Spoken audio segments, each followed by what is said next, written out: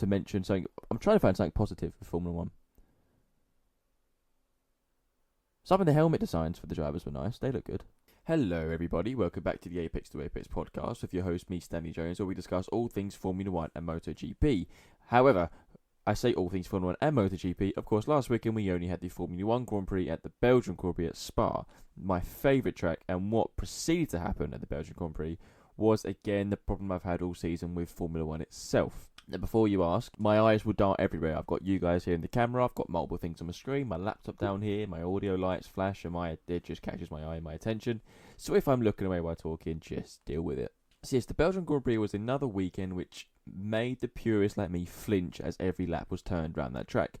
And frankly speaking, I think Formula 1 should apologise to Spa, the circuit itself, for putting these cars on this track and making it look as bad as it did. For anyone who missed the results, it was Antonelli did win the Belgian Grand Prix, his 6th win of the season. He extended his lead in the championship by, nearly 50 points now, because George Russell scored nothing due to a lap 1 clash with Lewis Hamilton, which left Russell out of the race. This meant Antonelli again continues lead. It also meant Hamilton, by finishing 4th, could jump up to 2nd in the standings, dropping Russell to 3rd. However, the bigger stories from this is away from the actual results itself and what Spa and what the classic high-speed tracks like Spa, Silverstone and Monza will do is expose these regulations. The problem is, these are the regulations we are stuck with. Every podcast I've done so far this season, I've complained about the regulations, but yet it's something we have to deal with. It's something I might as well stop moaning about at this point. As Max Verstappen said in this press conference, if he says any more about how bad the harvesting and deployment is, someone will be outside the door waiting to shoot him. And that is how it feels at this point. But me being me and the grumpy sod I am still going to go on about how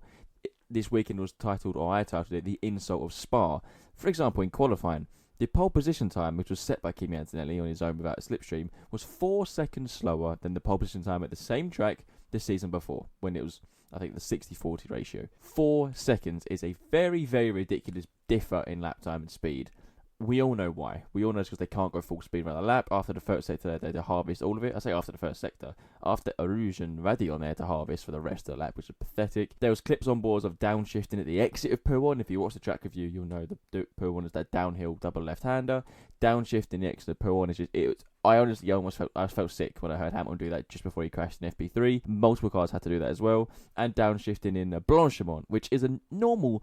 flat corner in the normal world of racing in Formula 1. Flat corner is a hell of a corner. I've always loved Blanchimont. They had to downshift, not because the drivers were coming off the throttle and lifting off. No, the drivers were still flat, but they had no energy. The engine was going to stall if they didn't downshift in these corners, which once again is pathetic. We mentioned the pole time being 4 seconds off. Aston Martin were 10 seconds off last year's pole time in qualifying. That is something beyond painful, and arguably is the most embarrassing statistic that they've had all season. And they've had some poor ones. I think someone said to compare how bad Aston Martin are right now, they compared the percentage away from pole position to what HRT were, I think, in 2012, when they had Hakkinen and someone else driving, maybe Luizzi. And they're further away than pole than what HRT were, which is something quite staggering. But away from Aston Martin's events, we're carrying on with the focus on these cars for now. And I mentioned how much I love Spa as the track. I mentioned how much I love the corner Eau Rouge. I'm not going to call it Eau Rouge into Radion. I'm just going to call it Eau Rouge because we all know what I'm about. For me, it's the most iconic sequence of corners in motorsport. It's the bravest still. I know it's easy flat, but I love the way the compression bounces down and goes up the hill in the blind and you pin it flat. Yes, they could do it flat this year, but watching the cars close in certain aspects, especially on lap 1 with Verstappen and Antonelli, it's just, and then you see they come out of Eau Rouge, and if you overtook him in the entry, you got to get done in the exit, and it's just horrifically painful to watch. But as I said, the light at the end of the tunnel is that 2027, the ratio changes more towards combustion than electric, thank the Lord. And, that 2031 will come with new set regulations. The bad thing is we're going to have these few years, hopefully the next few years with the new ratios aren't anywhere near as pathetic as these ones are. And I've noticed that more social media outlets are actually memeing Formula 1. I hate using the word memeing. I never know that is a word, but I've used it now. I've taken the piss out of Formula 1, effectively. And they're asking what is Formula 1 in 2026 and it's on board to the overtakes. And 2026 to me is a write-off. Antonelli can win the championship, which he will. Grad, it's a write-off. I just went on to the next slide of what I'm going to talk about from the little app I made, the little teleprompter thing I made. And I'm still talking about the overtakes and what happened down the Kemmel straight, because I did find it, yes, it's frustrating, but I'm actually past the point of frustration now. I just don't care. That's the thing, it's taken away my care for it this year because it's just not racing. One thing I did clock though was there was a moment with Colapinto where they came up Eau Rouge and Colapinto was behind Gasly and Lawson going down the Kemmel straight. Again, it looks fast when they go up Eau Rouge because at this point they're full speed. It's when they come up the hill of Rouge onto the Kemmel straight is when the depression kicks in. We're on board with Lawson and he was following Gasly and suddenly you see Colapinto on the right hand side quicker than both of them because he's got a little boost button. Bomb it down both of them down the inside and he gets both in 2 straight. And the commentators said similar to Hakkinen and Schumacher. Now for those who don't know, Hakkinen was racing Schumacher in 2000 at Spa, going down the Kemmel straight, and they were approaching Ricardo Zonta who was getting lapped. Schumacher went to the left because Zonta went to the right to kind of on the damp side to let the cars pass because obviously he was being lapped. Hakkinen went right on the grass a little bit, lapped Zonta and got Schumacher down the inside of Leclerc. Now in my opinion that overtake is quite overrated anyway. It's a very good one, it's very brave and it's very entertaining. I don't think it's one of the best overtakes of all time, but anyway, a lot of people do consider that. And on commentary on Sky, I find it was compared to that move with what Colapinto did, and I was like, it's worlds apart and worlds different than what we watched. Colapinto just had the slipstream and had extra horsepower because he had the boost button, which is not like DRS because the others then had to harvest the energy they were using because they were also fighting each other. So, I wasn't having that as racing. I had it as a button click. And I wasn't having the comparison to that overtake, which again, it made me chuckle when I was commentating live on Twitch. The problem is it's the same trick that's happening over and over again, that you gain a position and you lose it the next straight. Again, I'll give you a final example. On lap 1, people cheered because Verstappen got Antonelli going down the hill into Eau Rouge on lap 1. It was very obvious that he used his boost, even if he didn't mean to. I'll go back on that because Norris actually said something very interesting about the drivers aren't even meaning to use their boost. But Verstappen used it down in Eau Rouge. They come up Eau Rouge, up rally on top of the hill, went down the Kemmel straight, and of course, because he used it after turn 1, not only did Antonelli repass him, Leclerc then managed to pass him down the same straight. So Verstappen went from first to third or something. Managed to get Leclerc back a few laps later for second before dropping to third in the pit stops. But it's the same trick happening over and over again. Norris brought up something that he doesn't like, and actually Piastri did as well, and a lot more drivers are, that the drivers, it's not about driver input, it's literally about the timing of when they click the button. If it's a few temps late or a few temps early, it affects their entire lap, and that qualifying is being decided by a computer glitching. This is the 2026 Formula 1, this is the one we have to adapt to for this year. I've given up adapting to it, I'll just wait till next year I think and watch MotoGP, but here we are. I said that was it. I actually had one more thing because I found something very interesting. So on lap 1, Russell's race ended in Leclerc, turn 5 and 6, because he came together with Lewis Hamilton. Hamilton was on the inside of the first part of Leclerc, and they clipped Russell's rear of his car, sent Russell round, Russell on gravel, and George Russell was out on lap 1, 0 points. What was interesting is his radio was never aired on any of the TV channels apart from Sky Germany, which was odd. And the mainstream media and a lot of the fans have picked that up purely because it's very expletive, it was very aggressive from Russell. This effing engine, I have no effing batteries, effing acceptable. Again, blaming the engine, the battery he's been doing all weekend, and most races now with Mercedes. It's funny, after round 1, he won and said, oh, I like this car, I like this engine. That's now completely flipped on him, so it's funny how life and F1 kind of comes around and throws a pie in your face. But this angry team radio was not aired on any F1 channel, and even on the Radio Rewind video F1 do on YouTube, they didn't air this specific radio. Mainstream media, and there's articles about it now, have picked up that F1 are not airing certain radios if the radio is based around complaints of the engine or the battery or the speed of what's happening or if it's dangerous. They're not airing it, and it's true. And you'll notice there's less and less onboards now happening throughout the weekend. And if there is an onboard, they've got rid of the speedometer showing the speed because it's showing the speed drop. They're doing it because they're embarrassed of what's happening. That's why. And now that multiple drivers are coming out with deployment issues on every single lap, it's a problem I don't think they want to talk about publicly, because even I think the bosses of F1 and the ones who made these decisions are now just wanting next year to start and this year to end and hoping to avoid this issue going forward. However, we will talk about the race. As I said, Kimi Antonelli won his 6th race of the season. He extends his gap at the top of the standings. Leclerc managed to finish second, just 1.9 behind Kimi Antonelli. He did lead for a large part of the second half of the race because of a very good timing VSC, which again was weird for just a bit of gravel on track. But Leclerc benefited the pits, came out ahead of Leclerc. He also managed to jump Verstappen, who before the VSC was ahead of Leclerc. That dropped Verstappen to third, and the top 3 stood like that. Antonelli, Leclerc, and Max Verstappen in third, just about 10 seconds behind Leclerc, 11.5 behind Kimi Antonelli. Again, because everyone who watches this knows my pure feelings of these cars, Antonelli is a mega talent. I'm not giving him the props that some are giving him this season, that he's the next coming of Senna or Max or Hamilton or Schumacher, because these cars you can't compare driver talent in them. So moving away from that, he's putting in strong performances better for his team compared to what Russell's doing, which is what he needs to do in his hunt for his first World Championship. Leclerc, again, I was surprised Leclerc's pace. He had a lot more pace this weekend. I say a lot more. He had more pace than Hamilton. Even at one point in the race, Hamilton went on the radio to say he's got more. I don't think that was true. I think Leclerc was managing in this moment when they had that little scuffle into Leclerc, and Leclerc squeezed Hamilton on the curb like he did Piastri. But it was Leclerc strong in second. Again, he almost a few less laps, I think he would have held Antonelli off. I do think it was obvious though when Antonelli came out the pits. I think the gap was up 4 seconds or something, 3 seconds. Antonelli with the pace could close it down and did, and passed Leclerc again down the Kemmel straight with a little boost button. Leclerc was very lucky to not get a penalty. He came side by side with Piastri down the Kemmel straight into Leclerc. And the whole time down the straight, we're on board with Piastri, and I was thinking, this is close. Like, he's squeezing Piastri as far as he can. When they hit the brakes, Leclerc, to me, quite clearly came left, made contact with Piastri. Some bodywork fell off Piastri, the front of his McLaren, and they got away with it. Leclerc got away with it, which I found very odd. The reason why I found it odd, we'll go into in a second once I mention Hamilton and his clash with Russell, because that, again, is controversial with some opinions going on. Verstappen third, delighting his, I say home fans, half home fans. He's half Belgian, half Dutch. He had a head of a qualifying lap which put him second on the grid, which was helped by Hadjar giving him a nice meaty slipstream into Blanchimont, because Hadjar, or the likes of Hadjar and Norris were starting last anyway because of engine penalties. So he helped Verstappen get on the front row of the grid. I think Verstappen probably could have got second without that VSC. I think he would have stayed ahead of Leclerc, but second and third for Red Bull's a win at this point for how bad that car is. Not much more to say on that. I mentioned the Antonelli battle we had at lap 1. Wasn't really a battle though, was it? But again, unfortunate with his VSC timings, whereas Leclerc benefited. Now, it was not a race that I found entertaining anyway, away from my complaints about these cars. I just didn't find it an entertaining race to watch. That was the story of the front three. Hamilton finished 4th, which promoted him to second in the World Championship standings. The reason why I mentioned I'm going to talk about his clash with Russell after speaking about Leclerc's Piastri, because on lap 1, when Hamilton made contact with Russell, spun him round, Russell was out, Hamilton got a 5-second penalty for that. Now, many people, especially again on commentary on Sky F1, were saying how it seemed to be more of a racing incident. To me, that was clear-cut 5-second penalty, just like I think Leclerc's was a clear-cut 5-second penalty, and the fact they were treated differently is very odd. Yes, complete different incidents, but both, I think, worth penalising. So yes, it's lap 1, but you've gone through the initial... If this was turn 1 lap 1 of the source, I think it'd be a different story. That's where it really starts. But you've gone through 25 seconds of the race at this point. You've gone through turn 1, down the hill, up Eau Rouge. You're at the end of the Kemmel straight at Leclerc. You've had time to organise yourself coming into this braking zone. Hamilton's on the inside. Russell, complaining about his battery, said he had no power down the straight, and he didn't because he got swamped by 3 cars down that back straight.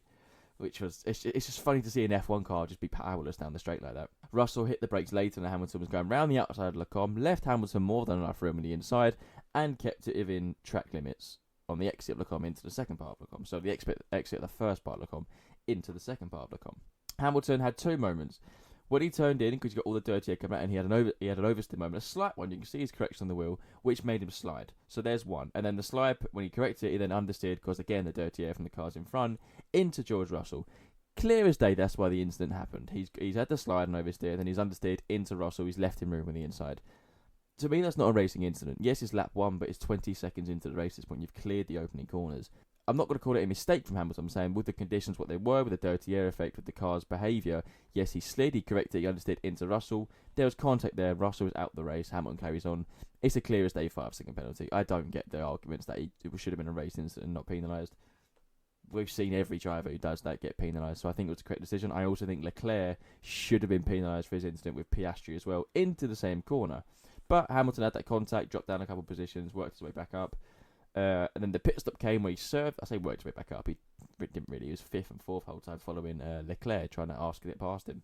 Then they go into the pit stop. Hamilton served his 5-second penalty. Almost ran over one of his mechanics who, in fairness, the light went green for Hamilton, and the mechanic decided late to try and change something on the front wing because Hamilton wanted more wing for more confidence on the front. When the guy tried to do that, the light went green. Hamilton almost took the guy with him. So they didn't in the end make the change to the front. Hamilton then struggled even more with the front because of this in the second half of the stint and didn't really have much pace. Managed to catch Piastri, who was about 5 seconds behind when he came out from his stop. He didn't have much pace, and then Piastri, it was a good move on Piastri around the outside of Leclerc actually, but at that point he was already trailing Verstappen by a good few seconds and was never going to close in on that, so it's P4 for Hamilton. Piastri is a weird one. Piastri and Norris have not been consistent with each other this year, although they're similar on points. You can see, I'm just looking, Norris is 5th, Piastri is 6th, Verstappen 7th. It's strange because they don't have a weekend when they're both fast. It's always one's fast and the other one's fast. Now, Norris, was unfortunate because he had to start from the back of the grid with engine penalty.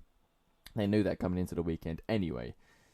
He put a hell of a lap in qualifying for what the driver's allowed to do in qualifying before the computer gives them the rest of the power to get P3. So his race pace, I think, would have been very good starting from P3. However, with this penalty, he had to start in 13th, work his way up. He caught Piastri. And there's a weird team order thing between the McLarens and Blanchimont where there wasn't one. And Piastri was going that slow with his deployment, and Norris had the deployment on him, that Norris was literally pushing him round Blanchimont, made the move into the bus stop, and you thought, oh, it was just a team order play there.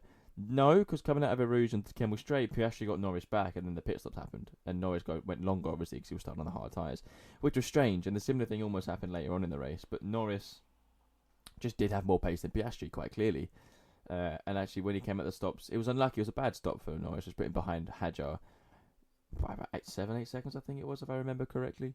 He caught Hadjar, but not enough. I think he needed one more lap to pass him to get 6th in the end. But Norris came home in 7th. Came home in 7th, but only about 6 seconds behind Piastri with the slow stop and with coming through the field. So I think Norris definitely had the speed advantage over his teammate that weekend. This happened a few times the last few rounds. I don't think Piastri is comfortable in that McLaren. Which again is only going to spice up the Verstappen rumours to McLaren with Piastri losing to Norris. And then you add in the weekend of Russell scoring no points again and being beat every session comfortably by Antonelli. That's only going to again spice up the Verstappen rumours to another team. The most entertaining battle really was probably in the midfield. Nothing much happened at the front. I think, again, the racing balls were close to each other with Lindblad and Lawson. This time it was Lindblad that came out on top, as Lawson actually fell out of the top 10 and finished about 17 seconds behind Lindblad. I don't know if he had a deployment issue or something, but the second half of the race was a real struggle for Lawson.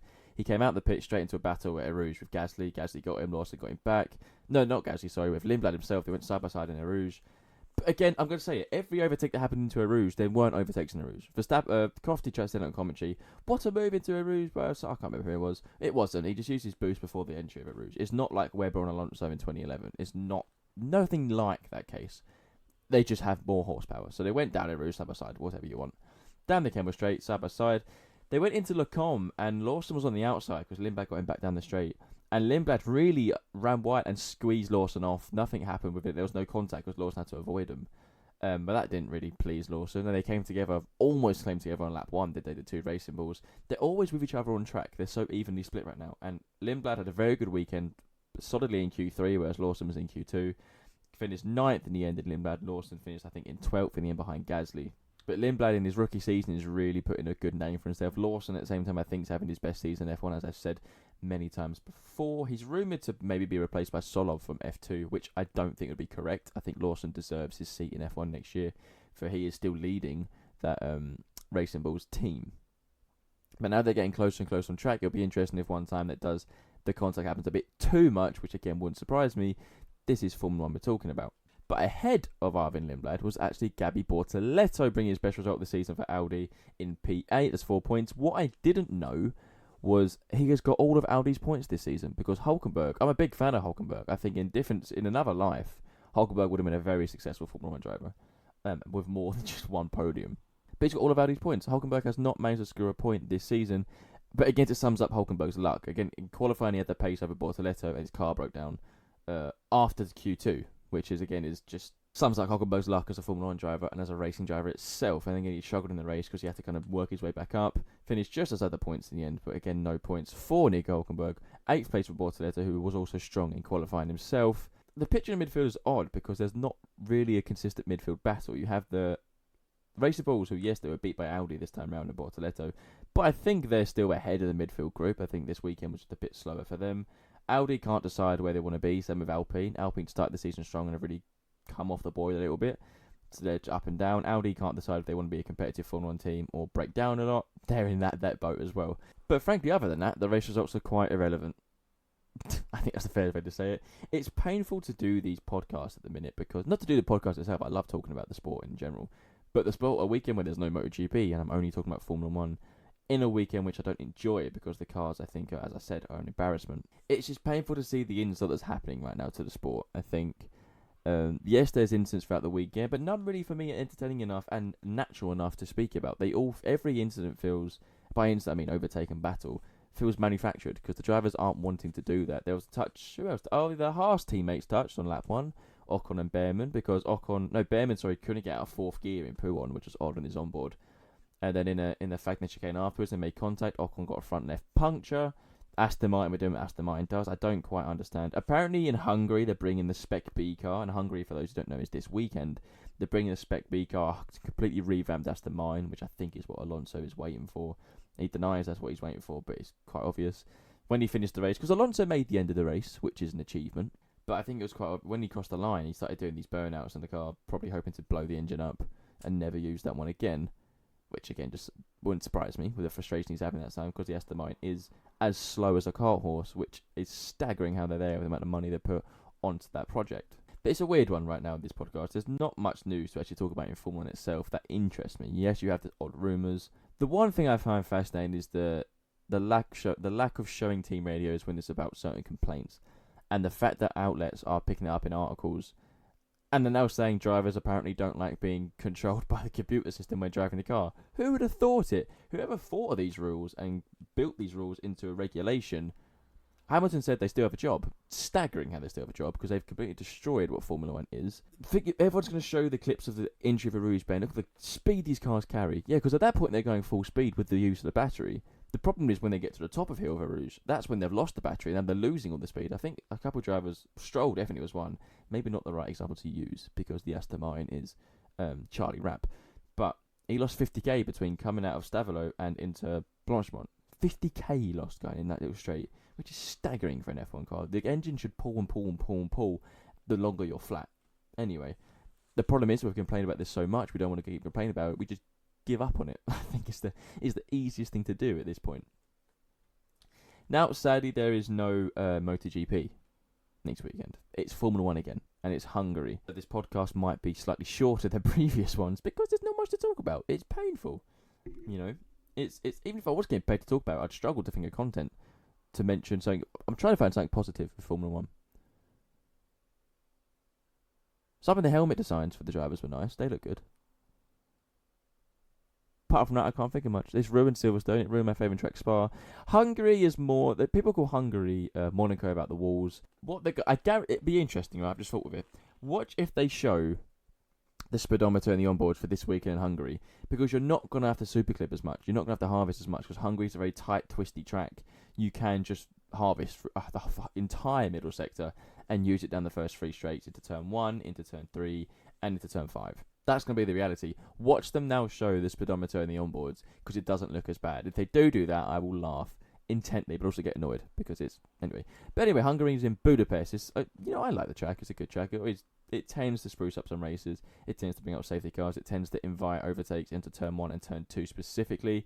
The overtake I do like is the one outside of turn... Or 3, sorry. They count the kink as turn 2. Turn 3 around the outside, which turns into the inside of turn 4. Happens every year a couple of times, but it's always a very good overtake. Because of the camber, you're kind of leaning on the outside of the corner when you're trying to make the move, which is always interesting. It's a corner where Verstappen and Ricciardo clashed in 17. Actually, the track has got many history in it. The funny one is always Damon Hill in 97 when he's leading in the Tyrrell. It's like, what was it, like a 3-pound rubber ring went, and he caused him to lose all his horsepower, and Villeneuve overtook him on the grass, because Hill did shove him on the grass, which I think is funny and hypocritical at the same time from Hill. But he lost that race. That's one of the memories. There's a famous overtake of Mansell and Senna, I think, into turn 5. And, of course, the Schumacher, was it a 5-stopper where he wins? They're not recent memory, but they're the memories of Hungary, of course. You're going to see the Piquet overtake on Senna in the Williams against Senna's Lotus 100 times coming into this weekend. It is one of the best overtakes of all time. That's a proper one, and proper car control. You're going to see that 100 of times this weekend on TV and on social media. And what other memory do I have? Oh, Massa breaking down in 2008. That's not a funny one, but that's one I remember with Ferrari. Who do I think will be quick? Well, Mercedes, just like I said, into Spa. And I also said I think Ferrari will be second quickest in Spa, which arguably they were. And then Red Bull McLaren will lag behind. And I predict it'll be the same time this time round. It is a tight track, twisty track. It's low speed, especially middle sector. It's a heavy downforce track, so there's going to be no straight line speed at all. All the force will go on the front and rear wing, especially the front end. Low speed corners, heavy downforce. As we said, energy deployment issues will be less prominent. Watch the speedometer come up on the onboards. Now, what we're going to do is actually do the bit I enjoy doing from the F1 podcast, which is the track preview for the weekend, where we try and put ourselves in the driver eye for what they're coming in to the weekend. And as I said, this is a Hungaroring. So down the main straight, it's quite a long straight into turn 1. The straight finish line's actually early on in the straight where they finish the qualifying lap, where they start the races, early on down the straight. So you have over 3/4 of the straight. I don't know the exact length of the straight, but you have over 3/4 of that straight to go. So this is where most energy and most power is going to be used. And this is where you're going to see the overtakes into turn 1, because the turn 1 of Hungary, you're on the left-hand side of the circuit. You're braking from top gear, I think third, you're going to take this in now, and the entry is tight. It feels like it is a hairpin. It doesn't feel like it is a hairpin, especially on the entry. So you want to get your car in really well. There's 2 lines. Drivers get the car in early, and because the exit opens up, you come out of turn 1, and you want to be on the left side of the circuit on the exit. So you can open up the throttle as it goes into a kink of turn 2, which they count as turn 2. It's not noticeable as a corner, but it kind of blends into the kink of turn 2. So if you get your car in early to the apex of turn 1, rotate the car 180, you might be suffering on the exit. So you gain it on the entry, of course, because you've got that tighter line. You're probably going to suffer on the exit, depending on the drivers who miss or take the later apex of turn 1, so the wider turn in, to try and straight line the car for the exit of 1 into the kink of turn 2. I would suspect you're going to see more drivers do the second option. It's much more of the sim racing line now as well, which seems to be more popular nowadays. Come into turn 2, you're on the left-hand side of the track. As the track kinks right, you're going to slowly move over to the right. This is where the overtakes happen into turn 3. You're braking down the hill. Turn 3 is a long 180 corner, nowhere near as tight as turn 1, but still tight on entry and exit, actually. But if you've got to run around the outside, because turn 4 is a right-hander, you're going to go all the way around the outside. Where's the camera here? All the way around the outside, which is the turn 4 there, kink there. On the exit of turn 3, actually, it's a weird line, because some drivers are able to stay tight on the exit, stay to the left-hand side of the circuit, and then throw it right, because turn 4 is a flat right-hander, but it's tight. And if you're on the left-hand side of the circuit, the exit turn 3, you can kind of just straight line it. The weird thing, and the faster line is actually coming wide in the exit turn 3, especially if you're not racing anyone. Wide in the exit turn 3, and because these Formula 1 cars have grip to them, you're on the right-hand side of the circuit in the exit. You have about a second to get the car from the right-hand side of the exit turn 3 to the entry turn 4, all the way, swing it to the left-hand side, and then turn into turn 4. Somehow that's the quickest line, even though it looks slower on paper. But that you need to run back up the hill. It's quite a steep climb now to turn 5 and 6. Turn 5 is, again, like turn 2. It's a little kink right before the not flat turn. So if you take turn 6 flat, now you're going to be in the wall. But turn 6, a very quick, almost 90-degree left-hander. It's rapid on the peak of the hill. It's blind on entry, on exit, sorry, but you have to commit to it. Take it just as close to the inside curb as you can for turn 6, and then you want to use the exit curve at turn 6, because you're going to carry the speed. You're going to use as much track as you can on the exit. Throw you on the right hand side of the circuit coming out of turn 6. Turn 7, again, similar to turn 3, but now you're going right, which means on the exit turn 6, when you're on the right hand side, you're going to throw it to the left hand side. You have, again, about a second to do that before turn 7. If you got this right, you're carrying the momentum through turn 6, through the exit, and you want the momentum to carry you through turn 7. Even though turn 7 is a long right-hander, you kind of want to ignore the inside apex of entry. You want the car to be as close you can to that inside white line, mid-corner, and as it opens up on the exit, again, you're building out to go to the left-hand side of the circuit on that exit curb, on the exit turn 7. Now, that section's all about momentum. Now you get into the twisty section of the middle sector, turn 8 and 9, a very tight chicane. You might see an overtake there. Every now and again, you'll see one if someone's really blocking the driver behind him. Turn 8, very tight on the brake, very hard on the brake, 90 degrees, turn 9, 90 degrees. It's a very tight chicane anyway. You'll see some drivers sometimes miss turn 8, they skip over the gravel trap, they miss turn 9. If you got it right and you come out of turn 9, you're on the right hand side of the circuit. Again, there's a curb on the right hand side, the drivers will put their right front tyre on. You're going to notice that every driver will do that. Turn 10 is fast, turn 10 is a left-hander. Again, right hand side of the circuit.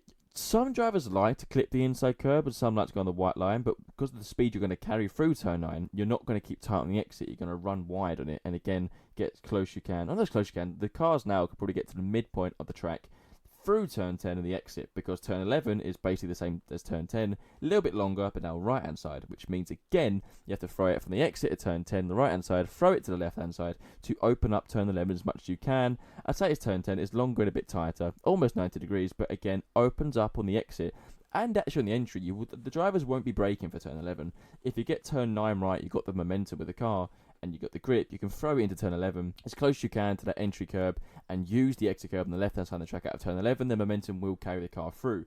Turn 12 is a left-hand kink to get you back to turn 13. The car is easy flat. The cars won't notice turn 12 at all, even though it is a little kink. It's the one that you'll see the camera angle where you wait for the car to come out of turn 12 and you'll see the sign in the background of whatever sponsors has paid millions of pounds to be the main sponsor for that weekend. Turn 13 is one of my favourite corners. Imagine turn 6, little bit tighter. Now on right hand side, but you're not going up a hill now. You're just about going back down a hill slightly.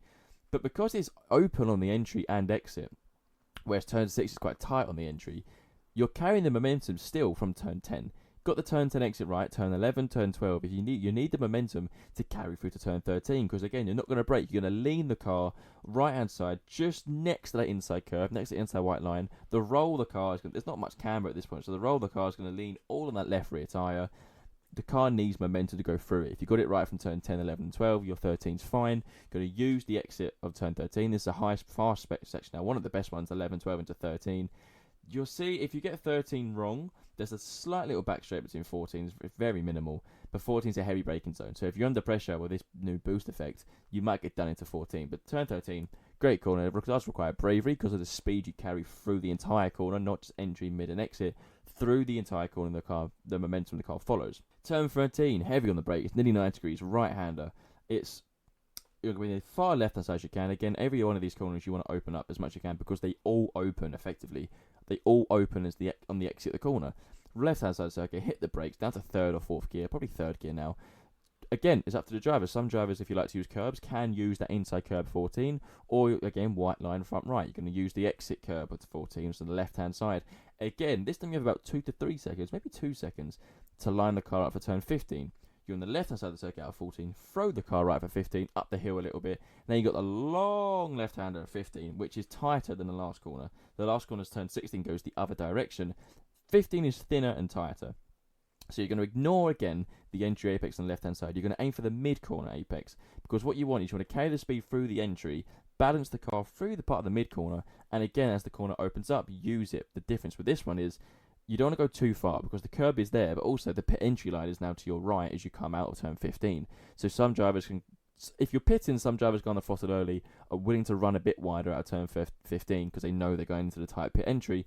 But if you're on the right hand side of the circuit coming out of turn 15, you have to, again, about 2 seconds to go to the left hand side, throw as much as you can for turn 16, which is turn 15 doubled. It's wider and it's faster. Thing is, the wide line doesn't quite work with turn 16. If you do the wide line, someone will go down your inside. Yes, you'll have a good exit, but turn 16 is all about momentum through the entire corner. Again, entry, medium, exit. You want to stick to the tight line. You're on the left-hand side of the circuit into 16. Again, drivers aren't going to brake. They might dab it slightly, but the engine braking is probably going to do most for them if they're carrying enough speed. That is, the energy deployment might just restrict them anyway.